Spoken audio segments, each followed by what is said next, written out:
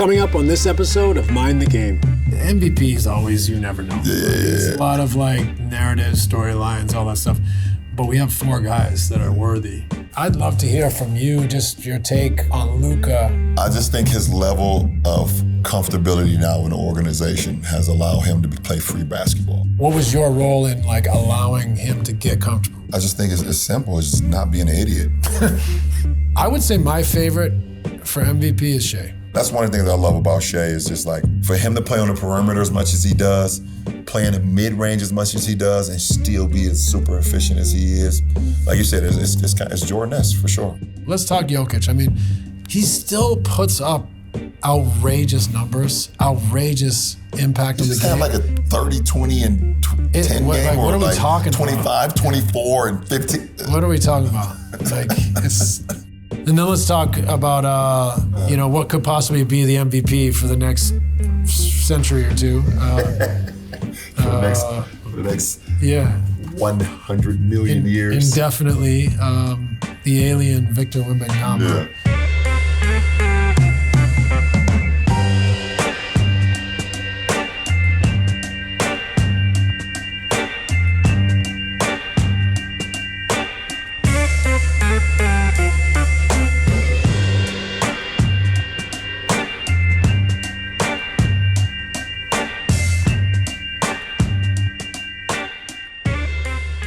Let's go do it. Let's do it.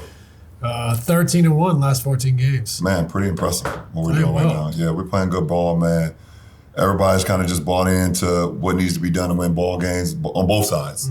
Obviously at the beginning of the season and a little bit more than the beginning of the season, defensively we weren't really good. We were trying to figure out how we could use our personnel to our advantage. And that's one of the most important things. How can you get the most out of your personnel, offensively or defensively? Yeah. I think it all started, I think one episode we started talking about when we started playing zone. Mm-hmm. And when you play zone, that's the one thing that you have to do when you play zone is talk. Mm-hmm. You cannot not talk. Yeah. You have to say, hey, runner coming, or flash, or stunt fall. You have to communicate, because the 2 guys that's sitting up at the top, they don't know anything that's going on behind them. And sometimes in man, I don't know for why, the communication can kind of go down. But I think us playing zone kind of sparked our defensive, our ratings. And now man-to-man, zone, we sprinkling zone, we're playing some good ball. And it started there. And obviously the heater that Luka's on right now, man, I think he scored 30 the last 15 games, something like that, averaging 40 over the last 10, shooting super efficient, 3-ball going. AR still doing what he do, and we're all just pitching in, and it's a really good month. Really good month of March for us. Really good month of March for us. That's got to give you confidence going into the playoffs here. The defense, though, that's interesting. So you think the talking, the figuring it out, the getting on the same page from the zone helps the man? I think it did, because human nature, when you know that you can get stops, it definitely gives it a little bit more motivating factor. And I think the fact that when we went to zone, when our man-to-man coverages were struggling early on in the season, we went to zone, we started to get stops. Another thing with the zone, you have no choice but to run back because you have to get to a position. You're not running back to a man. You have to run back, and if it's either you're playing the top 2 wings or you're playing the bottom forwards and you got the center in the middle. There is designated area, so you have to get back. And I think that really sparked our defensive intensity on, like I said, the communication, but also, we weren't that good early on with giving up fast break points, give up a lot of transition points. So the zone definitely kind of neutralized that. Do you guys play zone on misses at all? No, not really. Not really. No, but still, really. You still got to run back, especially in today's game. Yeah, especially in today's game. We know. We usually play dead balls and makes because it's an easier way to get to it. When you miss, first thing you want to do, you want to protect the basket. You want to get back, load. If you have a big threat. Risk. Yeah, big risk trying to get back in the zone. But some teams stay in it. Yeah, some teams stay in it. And, obviously, we played Miami. Miami they stayed in it. During misses at times. So some teams do it. Yeah, you guys do a great job of showing zone going man, just throwing teams off. Is that That was probably, do you think that was like the genesis of all this? And then it just kind of developed and now you're getting better at everything? Yeah, I mean, I don't know. I mean, I think it's just good to have in your toolkit, sure. To be able to, do, just different changes, change the pitches. Like we always talk about, like a pitcher, you don't want to just have a fastball, the whole time, unless you're only playing in the ninth inning. I kind of understand that. But, throughout the course of, an 82-game season, and also through the course of 4 quarters, depending on who you're playing, the rhythm of how teams are playing, it can just throw them off a little bit. So I think it definitely given us an opportunity to just like, wow, we can throw a sinker. Oh, we can throw a curveball. Okay, oh shit, we can throw a fastball. We know we got that in our pocket, so it definitely helps. It's funny, right? I mean, I can imagine like elite defensive teams just go, man, they're just that good at it. Yeah, man. But it's funny that the rest of the league doesn't play more zone, or at least every team have a zone look. Yeah. It feels like, you know what the NBA is like, right? Like it's hard. Like once you get started, you're trying to get your principles in. The defense is a little behind. You got to stick with it.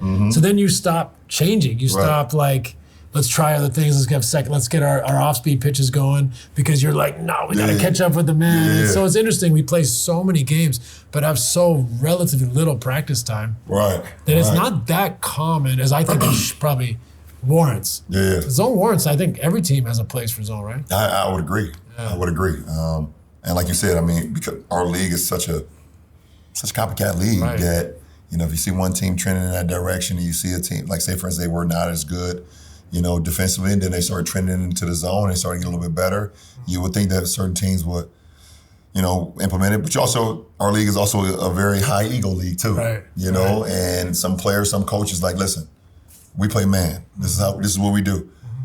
We switch everything.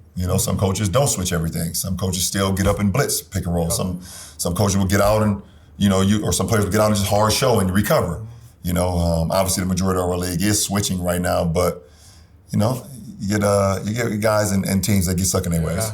It's interesting because I think we talk about all the evolution, the analytics, the style of play, pace and space. Zone is the one I think that hasn't quite been exploited as much as I would have thought by now, and I think it might be next. Like Spo had some creative zones. Yeah, he got some creative zones. But like, who's gonna really throw something out there and develop it that people are like, oh, this is a completely different look? I think that might be. I think in the next couple of years it'll be. I have a team in mind. I just don't want to say it right now because it could come back and bite our asses in playoffs for sure. Wemby? You're smart. You're too fucking smart for your own good, man. Me too, man. Yeah, you put Wemby at the top of a zone, of a 1-2-2. Stand at the nail. Yeah, he just stands at the nail of a 1-2-2 or a 3-2. Yeah. You put those athletic. You put De'Aaron and Castle on the baseline because they got the speed and the athleticism. Let me shut up. But we might because you could. But also, like, if you look at that lineup, and not that Fox is a terrible defender, but he's the smallest guy. You could put him in the corner. Yeah. That way he can keep people in a box with the speed, and you could put amazing functionality with Wemby just because of what his. Yeah, he's an alien, man. So yeah, he can. They can. The Spurs are gonna have the ability over the next 10 years. Obviously, health is wealth. To try shit a lot of teams and franchise have not been able to try. What's it called? What's the French connection? Him and Cornette. What's the name? They got a French vanilla or something. That's their name. I think so. But that's the thing, right? Like you probably wouldn't want to roll that lineup out for 20 minutes a game, but you could pick spots where those two in a zone. Yeah, for sure. Right? I mean, and Wemby can stretch the floor with the 3. Cornette can roll. He defensive rebounds and pushes the break, so there's no reason for him. I think a few games ago, or maybe a couple weeks ago, I saw him drive and throw a lob to Cornette. Yeah. Scoop lob. Scoop lob. So they can absolutely be on the floor together. Crazy, yeah, that'd be fun. Well, it's not a Mind the Game episode if LeBron James wasn't setting an NBA record. I thought you were going to say not cheers him. Oh, cheers. Cheers. There you go. Smart. Good catch. Let's cheers first. And then let's cheers to the most wins in NBA history. Appreciate it, man. Wow. Appreciate it. 1,229 wins. Yeah, I don't even know how to look at that. What does that mean? Yeah, what does that mean? I don't even know what that means. I think I got asked a question, I think maybe 2 weeks ago, maybe a week ago. A reporter asked me, like, Bron, did you going to Miami, did that turn you into a winner? And kind of thought about it for a little bit. And I responded, I said, actually, I've always been a winner. Going to Miami evolved me and showed me how to win at the highest level of this league. You know, it helped me get to that point, but I've always been a winner. Because that'd be an insult to your high school coach, high school teams. Yeah, it would be. Every stop in my basketball journey has resulted in a championship. Yeah. And that is from the little leagues to middle school to high school and in the pros. I've always won. Light work. And yeah, you know, I wouldn't say light work, but yeah, it could be light work at times. But yeah, so to hear that, you know, the winningest player, you know, in NBA history, it's like it's a shout out to all my coaches, all my teammates, the whole journey of, you know, like my little league coaches is literally teaching me how to play the game the right way. You know, and I never, ever let, you know, the narrative or whatever case or how I should play or what I should do change how I was taught. And so I give a lot of credit to Frank Walker Sr., Coach Drew Joyce, Keith Dambrot, like those three guys to start off my adolescent childhood journey of playing the game of basketball. I give so much credit to them because they taught me the right way to play the game. And if we did this as a team, this would happen. Yeah. And we saw winning at a young age, and who doesn't like to win? Yeah. You know? I think it's a really cool milestone, personally, because it's not one we talk about. Yeah. Like, no one was like, LeBron's coming up on the, you know what I mean? Right. When we talk about LeBron's coming up on Kareem, right. We talk about other individual ones. We talk about championships. Yeah. But we don't talk about most wins. But for me, like, it's a low-key, really cool thing because that's what the game's about. That's what the game is about. It's about teamwork. It's about competition. It's about resilience, winning games.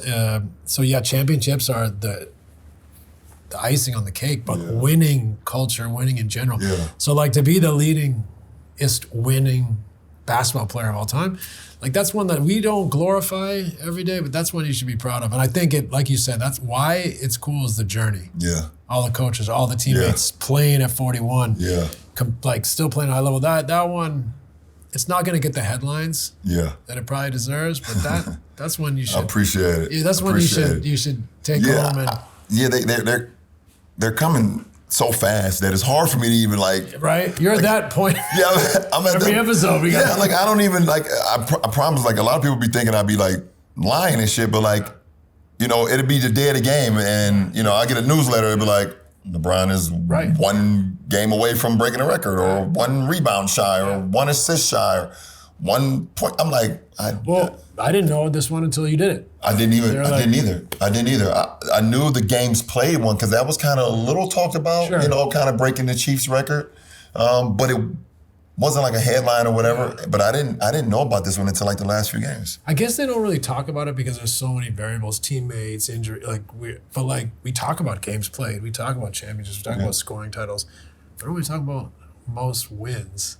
And that's the most important thing. So if you don't win. Yeah, I mean, that's why we're out there. Yeah, that's why we're out there to win, compete and win. Yeah, I'd enjoy that one.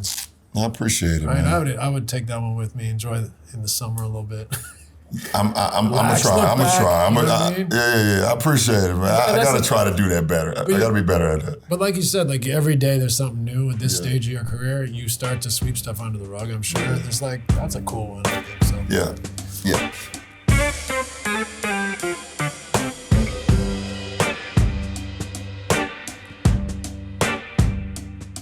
And now over to our producer, Jason, for a word from another one of our partners. Thanks to DraftKings for sponsoring the show.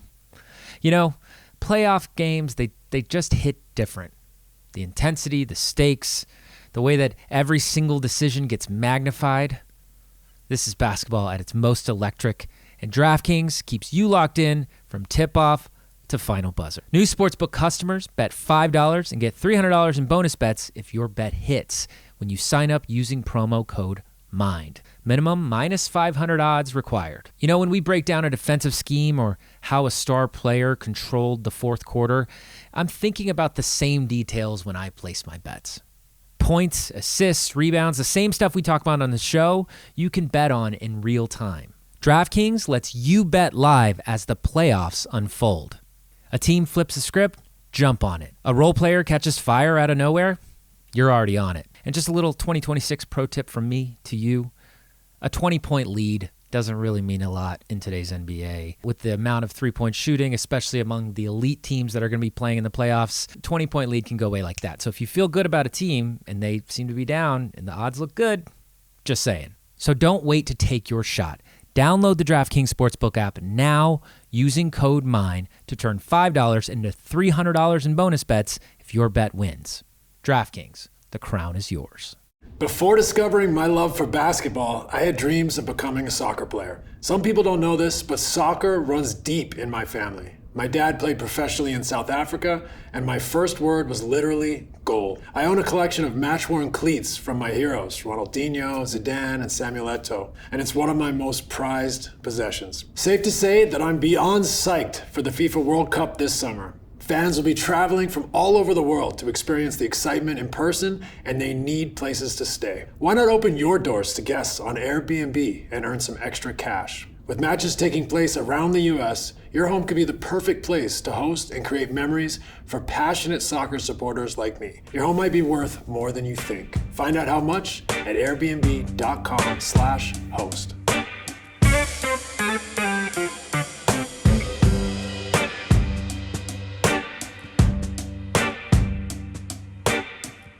MVP is always, you never know. It's a lot of like narratives, storylines, all that stuff. But we have four guys that are worthy. At least. I mean, I'm naming four without talking about Jaylen Brown and Kate Cunningham. Right. So like when you talk about Shai, Jokić, Wemby, Luka, that's a hell of a foursome. That's crazy. Right? That's a hell of a foursome. So I mean, I'd love to hear from you, just your take on Luka. He's, like you said, he's on a heater. What's it been like? Tell me about playing with him, what you've noticed, and what impact he's having. I mean, what can I say? I mean, I would be here, like I said, I could be here for hours talking about what I'm seeing. It's just, I just think his level of comfortability now in the organization has allowed him to play free basketball. Explain that for me a little more. Like, what has he broken through on? The city. Okay, just I'm comfortable being here now. Yeah, I'm comfortable with being I'm comfortable with being a Laker. I'm comfortable in my home. I'm comfortable with the guys. You know, I'm comfortable being myself. Like opening up, and like he just seems so free. You know, and that does wonders to the game itself when you not only feel free but feel accepted as well. You know, you got to think. I mean, it's 7-8 years in an organization, and you like, I plan on being here my whole career. I want to be here my whole career, and then boom, you know, just one night it's like it's over with. So it took an adjustment, and I just see just a sense of like, man, just like free. Like I'm just back to being Luka Magic, like the Don out here, just playing the game, in the flow. And it's every night you look up at the scoreboard, and it's 35, 8-7, 40, 10-8, 45, 11-7. And it's not like, fuck, he took 40 shots or whatever, or 45 shots. It's like, it's all flow. It's all flow. And it's just like to be out there and witnessing it and seeing it. You know, I played with some great players, obviously, throughout my career. And I mean, he's right up there with them.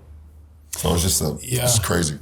But am I wrong to think like he's fit, the right word? The movement he's moving well. His XL, decels look sharp. Yeah. He's yanking the ball back in great shape. Creating separation. I just think he's in great shape.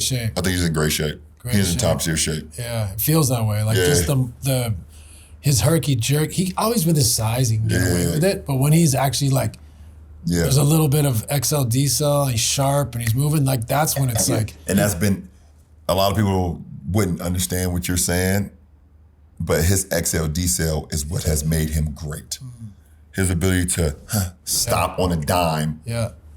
Yep. And then explode from there, you know, has made him so damn great to go along with his basketball IQ, his talent. His size. His size. Because I think even when he's not in his best shape or he's even maybe injured, he can still use his body. He still uses his brain. He still uses skill. He's a big, he's a huge point guard. Huge. Big boy. And but when he add to that, like, a little shot, change of direction, change of pace. I mean, he creates space out of nothing. That's what I've seen, the sharpness, the legs in his shot, the consistency shooting the ball. The consistency shooting the ball right now has been top tier. Have you had him like doing closeouts and slides or something? Because the D's made a resurgence. Listen, resurgence. Hey man, he's doing it all, man. He's doing it all.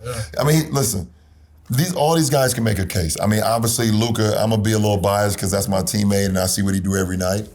But shit, you look at Shai, how efficient Shai is again. How well they're playing again.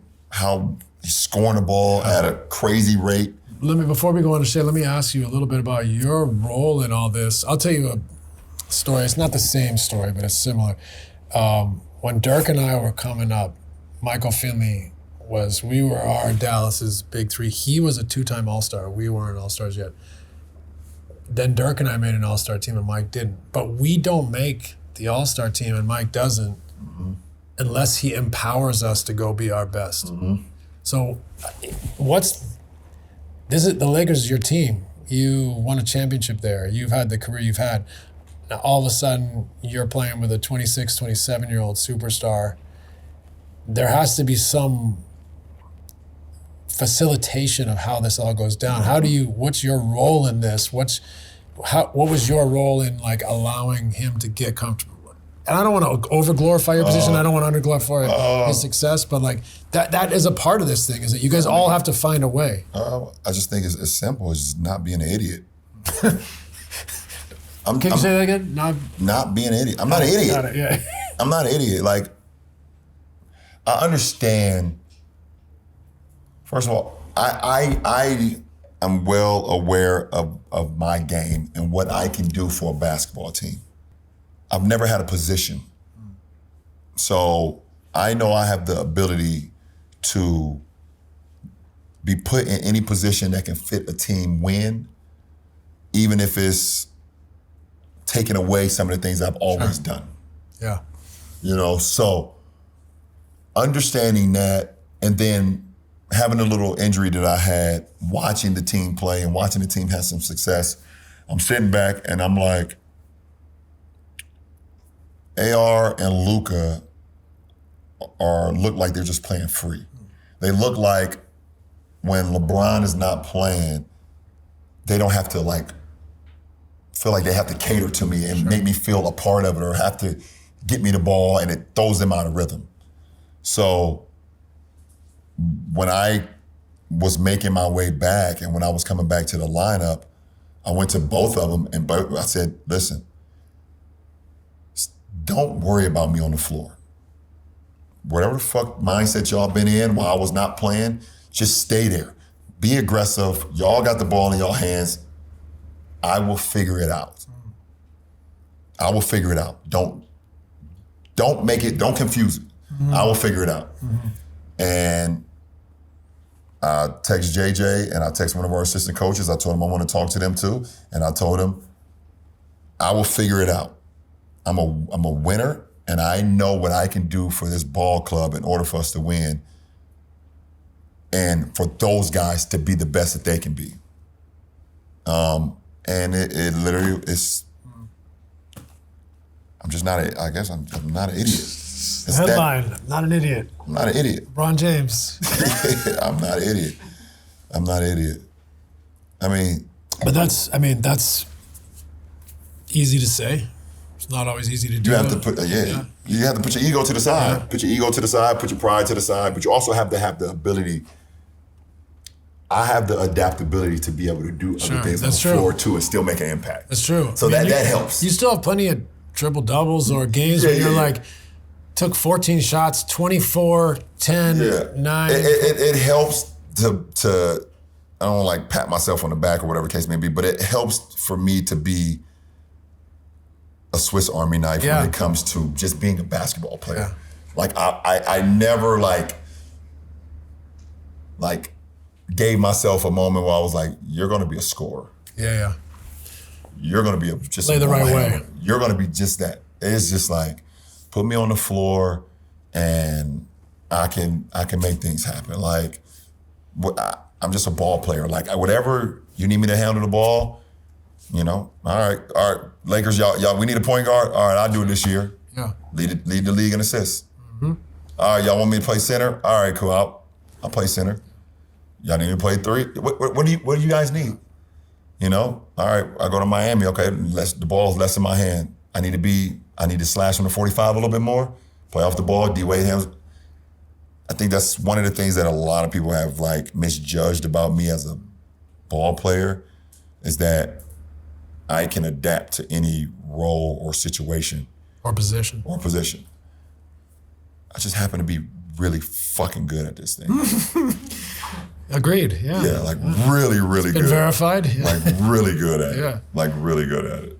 Yeah, that's, so it gets overlooked sometimes. No, but that's, I feel like it was this time 13 months ago, we talked on this podcast about you adapting when Luka came, and you did a lot of these things early.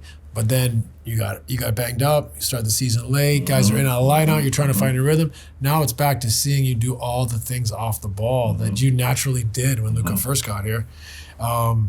The spacing, you know exactly how to space it correctly. Yeah. The cutting, you're a great cutter. The screening, the short rolling, the playmaking, the offensive rebounding, the fast break stuff.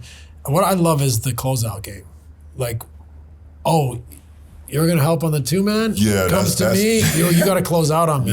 Yeah. That to me is like a layer to your offense that I think is exciting when the more closeouts they can create for you. It's fun. It's fun to play like different ways. Yeah, and also I in my career, there's not been many times where I've had the ability to play the advantage game. Right. I have create been. The advantage. Yeah, I've usually create the advantage. I've usually create the 4-on-3 or the 3-on-2. Now with ultra creators, one of the most ultimate creators in Luka, now I can play the 4-on-3 game where I'm at I'm at my best. I can play off of AR where I'm, getting more athletic wings off of AR by using my screen and roll behind tactics and things of that nature. So yeah, it's a cool role. It's a cool role. Fun to watch. I do it. For now. Do it well. For now, shit. What? Yeah, shit. Year fucking 90, 100, whatever. Year 29 now. Yeah.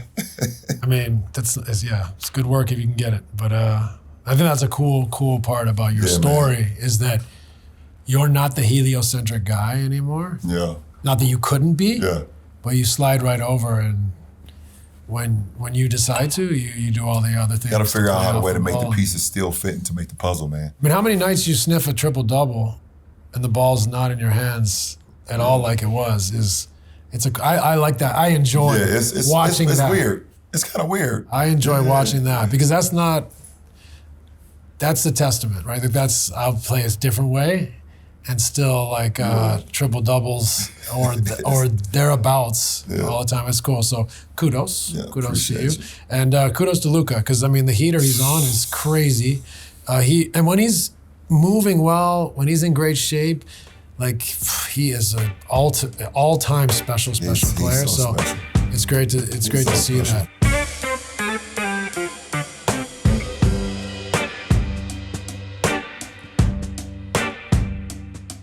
Playoff season is here, and in playoff basketball, perspective is key. As a former player and coach, I'd be right there watching every drive, every shot, and every block. And I can say from experience, there's no better feeling than living in the moment as it happens. That's where the American Express Platinum Card excels, granting you exclusive access to unique experiences worldwide. For playoff games, when every second is electric, your perspective is what makes it memorable. That same principle is true for all kinds of entertainment, even beyond the arena. The fewer barriers you have in your life, the more you're right there in the moment to enjoy it.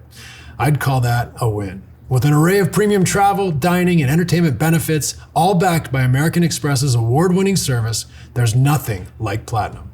Terms apply. Learn more at americanexpress.com/withplatinum.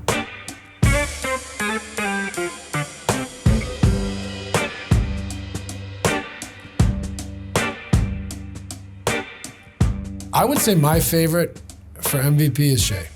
Yeah. And just the totality of the season, the efficiency, he's a good defender. Yeah. I think he's a great leader. His efficiency is Jordan-esque. Yeah. As a two guard, at the point like 1-2. 57% on contested Mid-range. Like it's what the that is insane. It's I mean that is insane. The accuracy and efficiency is crazy. Insane. The body control. Yeah. Like his stop, start, change direction, this something probably sounds weird, but I noticed like his spine mobility is crazy. One, to slither into gaps. Two, to finish in situations. He's so damn good. So good. Which is interesting, right? Because like they do some things. They got a great coach, but a lot of what they do is spread the fuck out. Mm-hmm. And I'm going to work. Mm-hmm. That's a lot of pressure on one guy to be that efficient under those circumstances, and he constantly does it.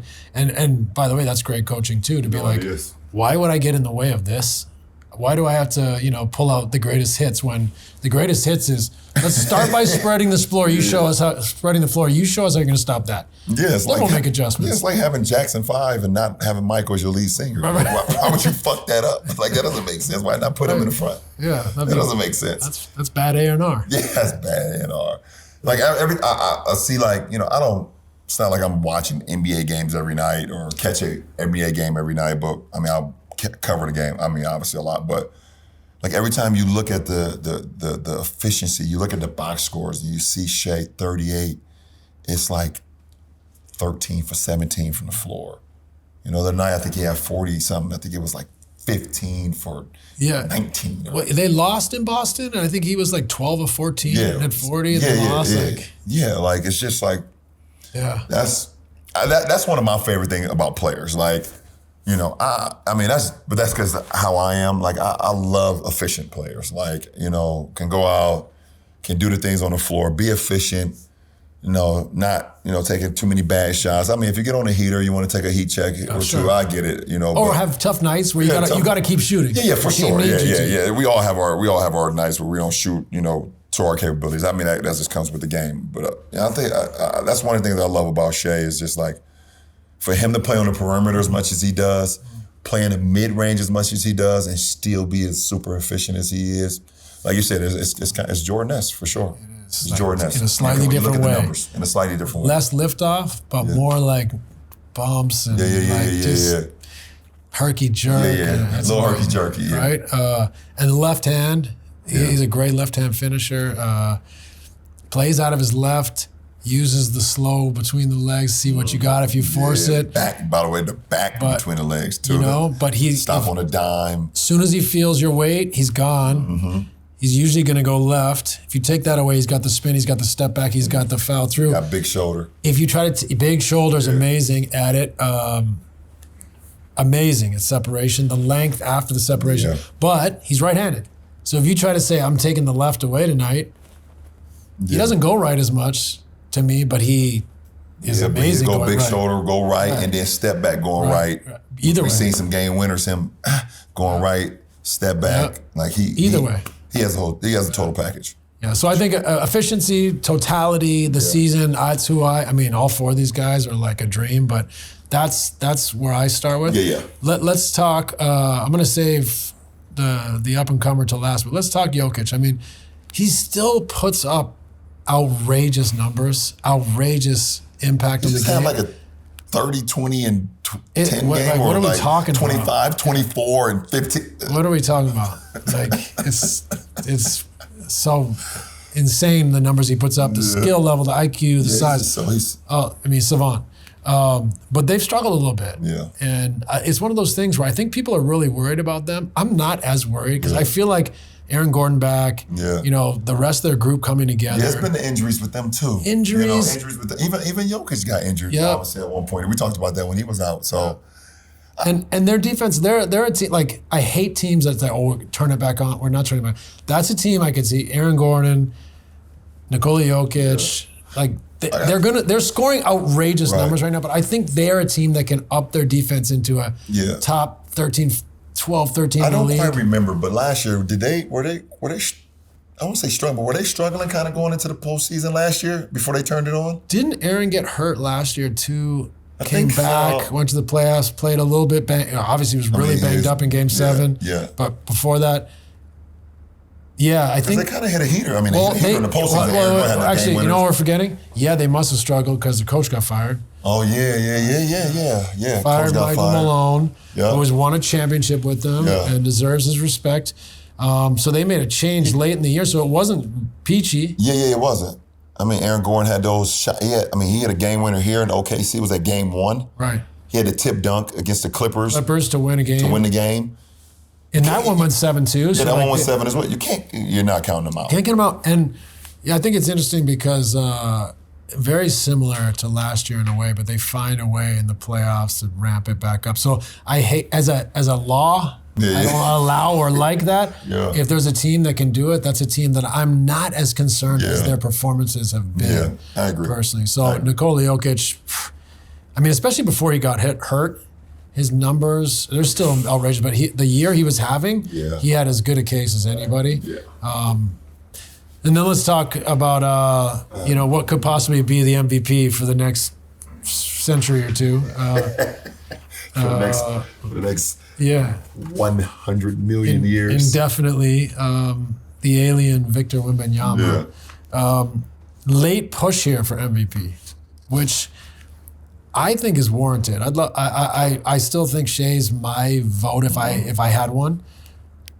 Give me your take on Wemby as an MVP candidate. Well, MVP candidate for sure. For sure. There's no question about it. And obviously what they're doing this year as a team, this is having a special year. Number 2 in the West, over 50 games.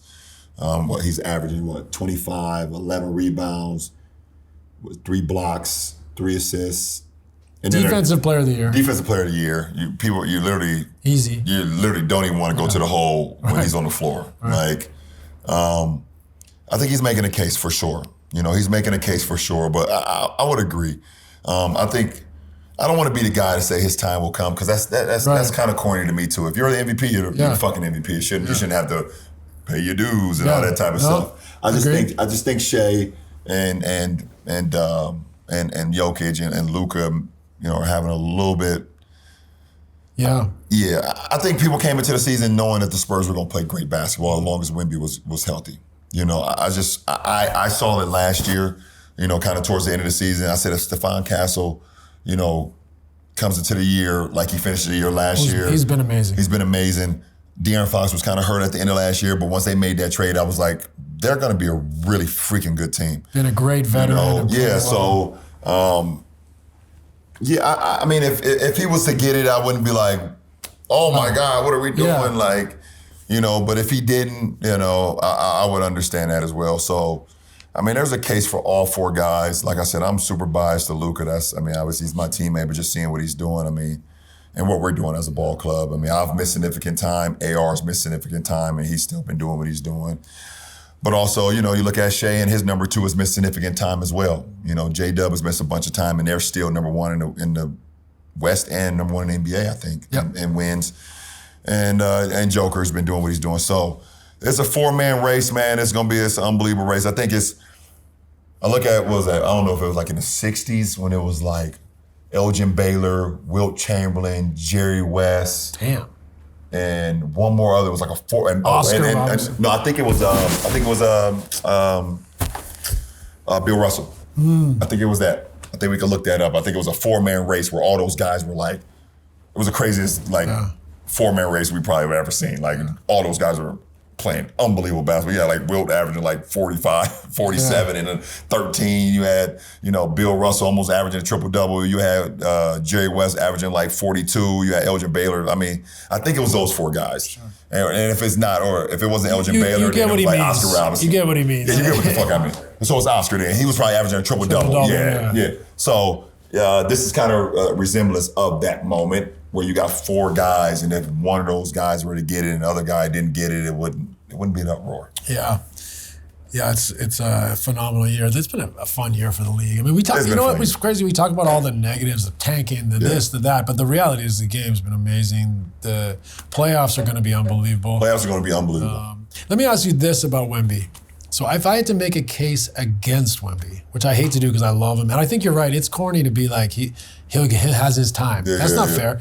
I will say maybe we're not ready, like as a basketball society, to give it to him at this stage. Yeah. Which may be proven wrong as we evolve, like on this side of it, the judgment, all this stuff. But I would say this, if I had to say one thing, and now he can close a game every single night defensively, but I would say he is not where he will be as you were in your prime. Just if you weren't on this team, maybe you'd still be doing as Luka is, as SGA is, as Jokić is. Last 5 minutes, here's the ball, take us home. That's coming. Certain nights he takes him home, and every night he takes him home defensively. But I do think there's a little bit of his development, and that doesn't mean his impact in totality might be better than what another candidate's doing. But there is a piece of me that's like, there is something still so valuable about the player that has the ball in their hands that has got to take a team home every night to win a game. And that to me is where he's going. MVP. But that's the MVP, which you're I think that is a huge part of the MVP. Because if we kind of base it just off of, not just off of, but if you say, well, he's the defensive player of the year, and when he's on the floor defensively, then we should have made a case for Dwight Howard as well then. When he was in his prime, when Dwight Howard was averaging 25, 14 rebounds, 3 or 4 blocks, and when he's on the floor, what their rating is when he was off the floor. We could have made a case for that. So obviously Dwight's not shooting the 3, like the new age, like Wemby, whatever the case, but not as versatile. Right, not as versatile, but as far as overall impact, offensively and defensively, when Dwight was in Orlando, you could have made a case. And Dwight's, I think one of Wemby's arguments offensively is not all about points, which is true, but Dwight was rolling, bringing the defense, Turk looking over the defense. So, I mean, that's a great assessment. So, I mean, I'm not sure it's completely fair to Wemby, but I do say if I had to nitpick, because I think the guy's unbelievable. I agree. His impact, if he won this year, I would have no problem with it. But I think that would be the one thing where his development is coming, and he does it certain nights. He brings them home. Yeah, I'm glad I won't be in the league when it arrives. I'm glad I can watch and do this and figure out what time my tea time is tomorrow. Right. That's no lies. No lies. Yeah.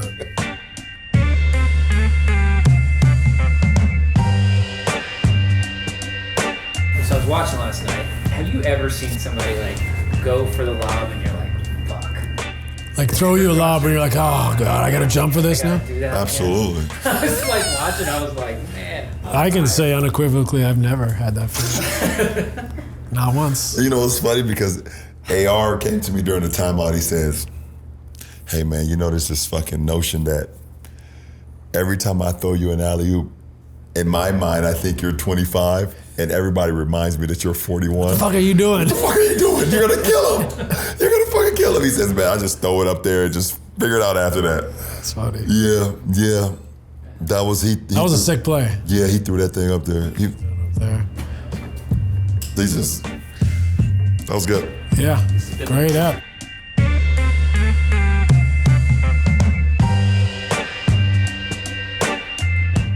Thanks for watching Mind the Game.